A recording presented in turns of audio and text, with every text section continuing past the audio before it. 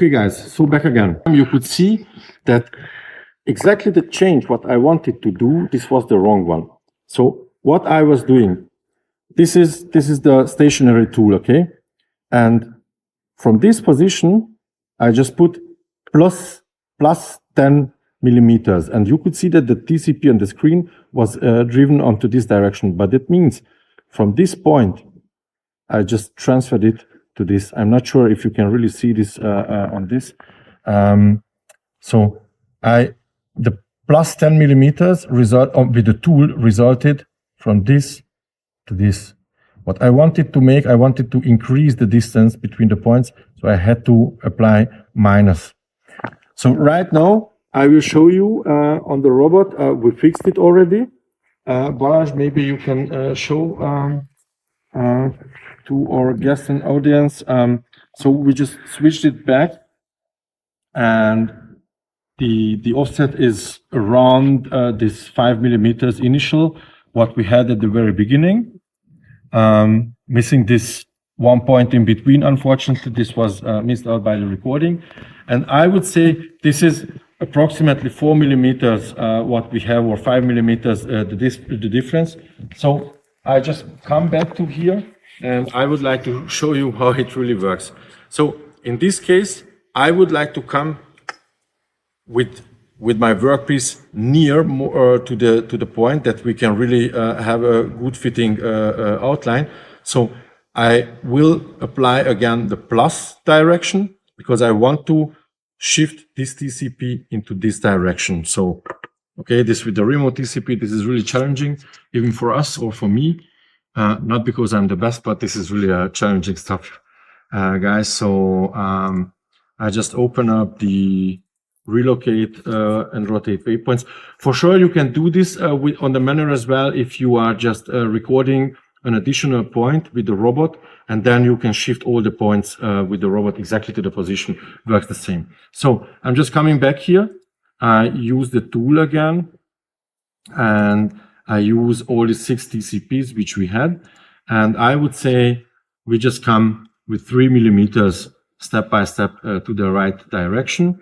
I'll just show you on the screen. So all the points should move into the direction of the robot, and the flange stays. That means we reduced from the flange the waypoints, the distance to the waypoints. I rename this to number 5. I just send it to the robot. It's done successfully. That's great. And we just try out with the next run. If the accuracy gets better, I just start over in a low speed mode. And I expect that we are coming pretty near to the tip. I'm just playing around a little bit with the speed. Yeah, and it looks pretty well, in my personal opinion. Maybe 1 or 1.5 millimeters we could add on additionally. I will not do this, so you can do this step by step, or as mentioned, you can define one characteristic point, and then you can shift all the points with this one characteristic point, just like with the other tutorials, which I would provide you the link below. But you can see how it should work. I just crank up the speed, and I just let it run through again. So this is, or you know what, we just make it in a cycle mode. So this is the way how the remote TCP should work with the Easy Automator. It is a very advanced solution. And please keep in mind, here we are rotating the coordinate system several times, but you can see that even the most complex parts, like shoes or very complicated parts, could be easily in a very short time programmed, even if, and this is very important, I would like to point you out. Please do not have any expectation that out of the box, only with the teach pen, you will get with one trial the perfect results. You will never get it. This is a highly complex method, including the setup. You could see this.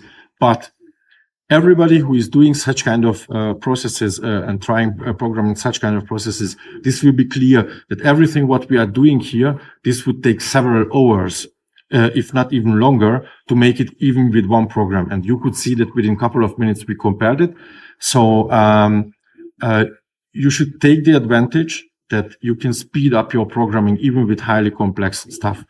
Important stuff, once again, you should use always the 3 points exactly the same manner for the teaching as what you have for the setup. This is very crucial. The frame is on the workpiece always for the remote TCP.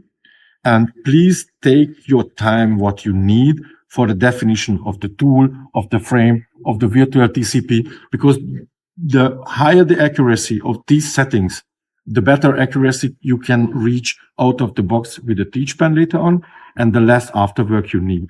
However, my personal opinion, you will always need a kind of afterwork, but you could see this goes very, very quick. But you should keep in mind always the direction. We are just mirroring the space and the layers a couple of times, but you can see it works well. And this is a very quick and easy way how you can program a remote TCP. If you have more questions, reach us out. We are happy to answer your questions, book a call, or just drop us a mail or a message or info box on the website, and we are happy to come back to you. So take care and have good success with all of the remote TCP projects. Bye.